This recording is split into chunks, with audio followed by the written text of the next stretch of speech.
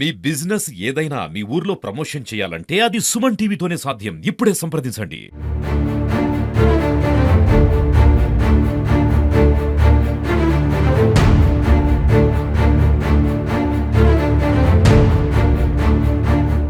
యాదాద్రి భువనగిరి జిల్లా కలెక్టర్ హనుమంతరావు దూకుడుగా వ్యవహరిస్తున్నారు.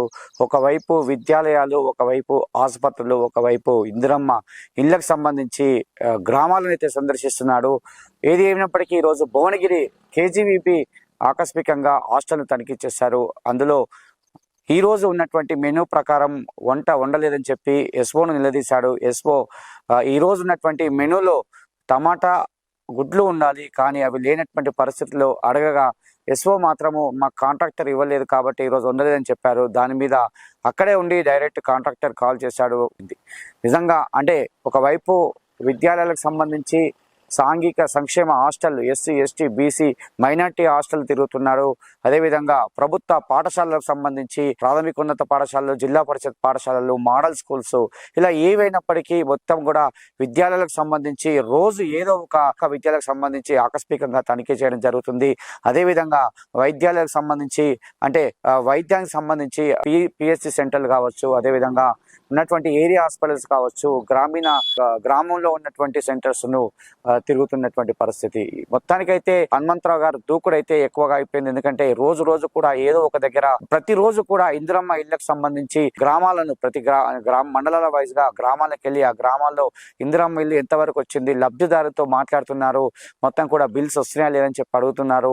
మొత్తం ఏ విధంగా అంటే స్టార్ట్ చేసినప్పటి నుంచి ఎన్ని బిల్స్ వచ్చాయి, ఏ విధంగా కడుతున్నారని కూడా కలియ తిరుగుతున్నాడు. ఏదో ఒక మొత్తం యాదాద్రి జిల్లాకు సంబంధించి జిల్లా మొత్తం తిరుగుతున్నటువంటి పరిస్థితి.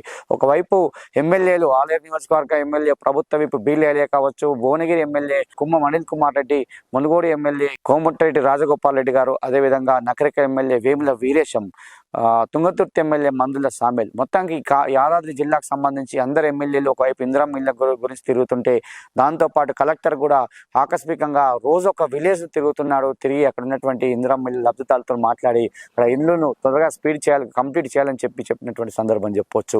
6 గ్యారంటీల అమలు కార్యక్రమంలో భాగంగా పథకాలు ఏ విధంగా అందుతున్నాయని చెప్పి గ్రామాలకు సంబంధించి వాళ్ళను అంటే అక్కడ ఉన్నటువంటి గ్రామస్తులను అడుగుతున్నాడు. పల్లె నిద్ర కార్యక్రమం కూడా చేసినటువంటి పరిస్థితి. కాబట్టి అంటే జిల్లాలో ఇక్కడ కూడా అంటే ఎక్కడ లేనటువంటి అంటే ప్రజలకు సంబంధించి సమస్యలు ఏమున్నాయి అని చెప్పి అడిగి తెలుసుకుంటున్నారు. దానికి సంబంధించి సమస్యలను అక్కడే అధికారులతో మాట్లాడి పరిష్కరించే మార్గం వైపు వెళ్తున్నారు. నిజంగా గ్రామీణకు సంబంధించి గ్రామీణ వాతావరణంలో ఎలా ఉండాలి, అదేవిధంగా నిన్నమన్నటువంటి కురిసేటువంటి భారీ వర్షాలకు చెరువులకు సంబంధించి చెరువులను తిరిగినటువంటి పరిస్థితి. ఎక్కడ కూడా అంటే ఎలాంటి అవాంతరీయ సంఘటన జరగకుండా కలెక్టర్ అయితే ఆకస్మికంగా అన్ని చోట్ల తిరుగుతున్న పరిస్థితి అని చెప్పవచ్చు. మరి ఈ రోజు మాత్రం ఈ కేజీవీపీ హాస్టల్లో మాత్రం తనిఖీ చేసి అక్కడ పిల్లలకు ఈ రోజు ఇచ్చేటువంటి మెనూ ప్రకారం వాళ్ళకి ఫుడ్ ఇవ్వలేదని చెప్పి బాగా సీరియస్ అయినటువంటి పరిస్థితి. ఆ కాంట్రాక్టర్ కూడా అక్కడే నిలదీసినటువంటి పరిస్థితి. ఎట్టి పరిస్థితుల్లో కూడా కాంప్రమైజ్ అయ్యే పరిస్థితి లేదు. పిల్లలకు వైద్యంతో పాటు విద్యతో పాటు సరైనటువంటి భోజనం అందించాలి. కాబట్టి పిల్లలకు ఖచ్చితంగా భోజనం ఉంటేనే వాళ్ళు సరైనటువంటి విద్యను అభ్యసిస్తారు. కాబట్టి వాళ్ళు మంచిగా ఉంటారు, ఆరోగ్యంగా ఉంటారని చెప్పి అప్పుడే ఫలితాలు వస్తాయి. కాబట్టి వారికి సరైనటువంటి విద్యతో పాటు ఖచ్చితంగా ఫుడ్ అయితే ఇవ్వాలని చెప్పి కోరినటువంటి పరిస్థితి. ఎట్టి పరిస్థితుల్లో కూడా ఎక్కడ కూడా ఎలాంటి అంటే హాస్టల్స్కి వెళ్ళినప్పుడు కావచ్చు, లేకుంటే పాఠశాలకు వెళ్ళినప్పుడు కావచ్చు, ఎవరైనా లేనటువంటి పరిస్థితుల్లో అక్కడే వారికి మెమో ఇష్యూ చేస్తున్నారు.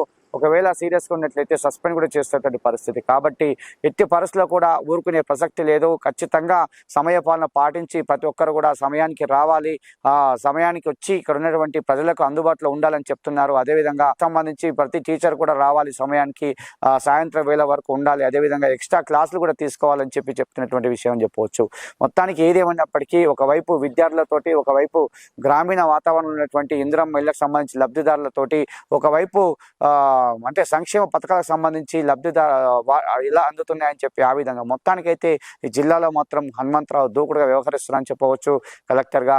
అదేవిధంగా అధికారులను కూడా చాలా మంది అంటే ప్రతి డిపార్ట్మెంట్ సంబంధించి వివిధ శాఖల సమన్వయంతో పనిచేయాలని చెప్పి ప్రతి శాఖకు సంబంధించి ఎప్పటికప్పుడు రివ్యూ మీటింగ్స్ ఏర్పాటు చేస్తున్నాడు. గ్రీవెన్స్ ప్రతి సోమవారం జరిగే గ్రీవెన్స్ డేలో ఏ వచ్చాయో వాటిని కూడా పరిష్కరించే మార్గం వైపు అయితే చూసేటువంటి పరిస్థితి. ప్రధానంగా భూభారత్కి సంబంధించి భూభారత్లో వచ్చినటువంటి అప్లికేషన్స్ త్వరితగన యాదాద్రి జిల్లాలో స్పీడ్గా చేపిస్తున్న పరిస్థితి, మండలాల వైజ్గా తెప్పించుకొని ఇక్కడే ఒకవేళ లేట్ అనిపిస్తే ఇక్కడే కలెక్టర్ కార్యాలయం కూడా కొన్ని ఒక 5-6 రోజులు కూడా పని చేయించుకొని భూభారతి సమస్యలు అయితే సాల్వ్ చేసే పరిస్థితి మరి మనం చూస్తున్నాం. నిన్ననే ముఖ్యమంత్రి రేవంత్ రెడ్డి జీపీఓలకు నిన్ననే ఆర్డర్స్ ఇచ్చారు. ఆ జీపీఓలు గ్రామానికి సంబంధించి ఒక్కొక్క జీపీఓ నియమిస్తే పని కూడా ఈజీ అయిపోతుందని చెప్పి జీపీఓలను ఇస్తున్నారు. ఆ జీపీఓలు వచ్చాక కూడా ప్రతి గ్రామంలో కూడా ప్రతి సంక్షేమ కార్యక్రమము ప్రతి పేదవాడికి ప్రతి లబ్ధిదారికి అందాలనే ఉద్దేశంతోనే ఈ కార్యక్రమాలు తీసుకుంటారు. కాబట్టి ఆ జీపీఓలు వచ్చాక కూడా ఇంకా పకడ్బందీగా వ్యవస్థ నడుస్తుంది. పకడ్బందీగా ప్రతి పేదవాడికి లబ్ధి పొందే ఏదైతే సంక్షేమ పథకాలు ఉన్నాయో అవన్నీ కూడా లబ్ధిగా పొందే కార్యక్రమం అయితే చేపట్టాలని చెప్పి కలెక్టర్ చెప్పినట్టు విషయం చెప్పవచ్చు. నిజంగా ఈ జిల్లాలో మాత్రం కలెక్టర్ దూకుడును చాలా మంది హర్షం వ్యక్తం చేపిస్తున్నారు. ఎందుకంటే ప్రతి సమస్య పైన ఏ సమస్యకి వెళ్ళినా కూడా ఎక్కువగా అక్కలకు సంబంధించి కావచ్చు, ఇందిరమ్మ ఇళ్ళకి కావచ్చు, పిల్లలకు చదువులకే కావచ్చు చాలా టైం కేటాయించి చేస్తానని చెప్పి చాలా మంది ప్రజలు కూడా హర్షం వ్యక్తం చేస్తున్న పరిస్థితి. ఇది కలెక్టర్ పర్యటిస్తున్నటువంటి గురునాథ్తో శరత్ భువనగిరి.